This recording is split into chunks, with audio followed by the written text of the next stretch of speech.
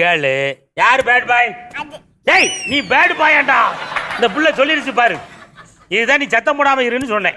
இவன் எதனால பேட் பாய்ன்னு சொல்றமா? தெரியலையே. தெரியலையா? ஆமா, ஒரே சத்தம் மட்டும் கிடக்கான். அதனால அவன் பேட் பாயா தான் இருக்கலாம் அப்படின்னு எனக்கு நினைக்கிறேன். இப்போ உங்க மம்மி இருக்காங்களா, அவங்க குட் கேளா பேட் கேளா? உங்க அம்மா குட் கேர்ள் தான். எங்க அம்மா வேலைக்குமா வச்சு என்ன பூட்டிட்டு இருந்தாங்க. அதுக்கு நான் ஜாமாவா பெருக்கிட்டு வேணும்னு சொல்றாங்க.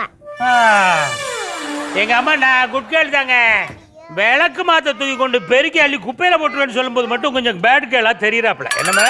சரி, உங்க அப்பா குட் பாயா பேட் பாயா? எங்க அப்பா வம்பு திட்டிருக்காங்க.